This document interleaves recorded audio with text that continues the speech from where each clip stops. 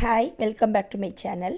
இன்றைக்கி நம்ம இந்த வீடியோவில் 7 காய்கள் நாட்டு காய்கள் போட்ட குழம்பு எப்படி பண்ணலான்னு பார்க்கலாம். 7 காய் குழம்பு, 7 காய் கூட்டு, எப்படி வேணாலும் இதை சொல்லலாம்.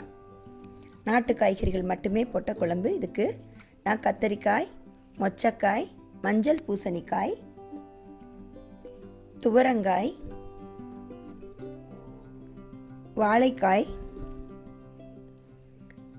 வெண்டைக்காய், அவரைக்காய், இந்த மாதிரி நாட்டுக்காய்கள் 7 காய் எடுத்திருக்கேன். இப்போ எல்லாத்தையும் கட் பண்ணி எடுத்து வச்சிருக்கேன். ஒரே அளவுள்ளதாக கட் பண்ணி எடுத்துக்கணும். மொச்சக்காயும் துவரங்காயும் உரித்து தனியாக தண்ணியில் போட்டு வச்சுருக்கேன். வாழைக்காயும் கத்திரிக்காயும் கருக்காமல் இருக்கிறதுக்காக தண்ணியில் போட்டு வச்சுருக்கேன். கட் பண்ணிவிட்டு இப்போது இதுக்கு ஒரு பெரிய தக்காளி ஒன்று எடுத்திருக்கேன். புளி இதுக்கு சேர்க்க அவசியம் இல்லை. இப்போ நான் ஒரு குக்கரில் மொச்சக்காயும் துவரங்காயையும் எடுத்துக்கிறேன். அதில் கொஞ்சம் உப்பும் தண்ணியும் சேர்த்து ஒரு 2 விசில் வர்ற வரைக்கும் எடுத்துக்கலாம்.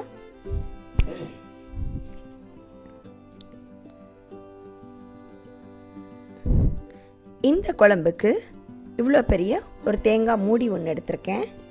இந்த தேங்காவை மிக்சியில் தனியாக சேர்த்து அரைச்சி எடுத்துக்கலாம். உங்களுக்கு எவ்வளோ திக்னஸ் வேணுமோ அந்தளவுக்கு நீங்கள் தேங்காய் சேர்த்துக்கலாம். இப்போ இதுக்கு என்னென்ன தேவையான மற்ற பொருட்கள் என்னென்னு பார்க்கலாம்.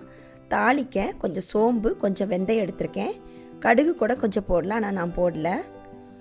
இதுக்கு 2 துண்டு சின்ன பட்டை, ஒரு அன்னாசி பூ, கொஞ்சம் கல்பாசி பூ எடுத்திருக்கேன்.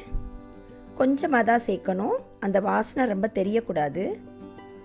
குழம்பு மிளகாய்த்தூள் 1 டீஸ்பூன், தனி மிளகாய்த்தூள் 1/2 டீஸ்பூன், மல்லித்தூள் 3/4 டீஸ்பூன் எடுத்திருக்கேன். மஞ்சள் தூள் கொஞ்சம் சேர்த்துருப்பேன். அதுக்கப்புறம் தேங்காயை அரைச்சி எடுத்து வச்சுக்கலாம். இப்போது வெண்டைக்காயை தனியாக லைட்டாக எண்ணெய் ஊற்றி வதக்கி எடுத்து வச்சுக்கலாம், வளவளப்பு போகிறதுக்காக. இப்போ குழம்பு செய்ய ஸ்டார்ட் பண்ணிடலாம். ஒரு பாத்திரத்தில் எண்ணெய் ஊற்றி சோம்பும் வெந்தயமும் சேர்த்துக்கலாம். அதுக்கப்புறம் பட்டை வகைகளை சேர்த்துக்கலாம்.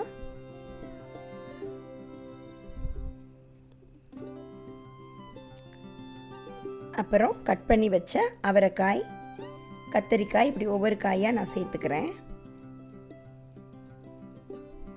கத்திரிக்காய் சேர்த்துருக்கேன். வாழைக்காய் சேர்த்துருக்கேன். இப்போ பூசணிக்காய் சேர்த்துருக்கேன். நல்லா வதக்கி எடுத்துக்கலாம். இப்போது கட் பண்ணி வச்ச தக்காளி, ஒரு பெரிய தக்காளி சேர்த்துருக்கேன். இதை கொஞ்சம் நேரம் மூடி வச்சு லோ ஃப்ளேமில் குக் பண்ணி எடுத்துக்கலாம். தக்காளியில் இருக்கிற தண்ணியோட நல்லா மசிஞ்சு நல்லா காய் நல்லா வதங்கிரும். இப்போது வதக்கின வெண்டைக்காய் அதில் சேர்த்துக்கிறேன். மொச்சையும் அந்த துவரங்காயும் தண்ணி எடுத்துடலாம், தண்ணி ஊற்ற வேண்டாம். அதிகமாக அது கேஸ்ன்னு சொல்லுவாங்க, அதனால் அதை மட்டும் சேர்த்துட்டு இப்போ கொஞ்சம் மஞ்சள் தூள் சேர்த்துருக்கேன். இப்போது எல்லா மசாலாவையும் ஒன்றா சேர்த்துக்கலாம். குழம்பு மிளகாய்த்தூள், மல்லித்தூள், தனி மிளகாய்த்தூள் சேர்த்துக்கிட்டேன்.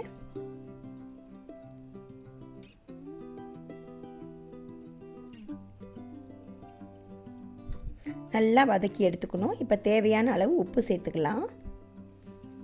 உப்பு சேர்த்துட்டு தண்ணி நல்லா ஊற்றிக்கலாம். எவ்வளோ குழம்பு வேணுமோ அந்தளவுக்கு ஊற்றிக்கலாம். இப்போது நல்லா கொதிக்கட்டும். பச்சை வாசனை போகிற வரைக்கும் மூடி வைக்கக்கூடாது. இப்போ நல்லா கொதிச்சதுக்கப்புறம் மூடி போட்டு மூடிக்கலாம். இப்போது நல்லா வெந்துருச்சு காய். இப்போ இந்த மாதிரி கொஞ்சம் குத்தி விட்டுட்டோம்னா அந்த மஞ்சள் பூசணிக்காய் கொஞ்சம் கரைஞ்சி குழம்போட திக்னஸ் நல்லா கிடைக்கும். இப்போது குழம்பு ரெடி ஆயிடுச்சு. அரைச்சி வச்ச தேங்காய் ஊற்றிக்கலாம். தேங்காய் ஊற்றினதுக்கப்புறம் ரொம்ப தளன்னு கொதிக்க வேண்டாம். இப்போது வெங்காயம் மட்டும் தாளித்து போடணும். இந்த டைமில் கூட நீங்கள் அந்த வெந்தயமும் சோம்பும் கூட போட்டுக்கலாம். ஆனால் நான் முதல்ல எப்படி வேணாலும் போட்டுக்கலாம். முதலையும் தாளிக்கலாம், லாஸ்ட்டாகவும் தாளிக்கலாம். இப்போ நல்லா நான் வெங்காயம் வதங்கிருச்சு. இதுக்கு கொஞ்சம் கருவேப்பிலை சேர்த்துக்கிறேன். சின்ன வெங்காயம் தான் சேர்க்கணும், ரொம்ப நல்லாயிருக்கும். இப்போ இந்த குழம்பு கூட அந்த சின்ன வெங்காயமும் கருவேப்பிலையும் தாளித்து கொட்டிக்கலாம்.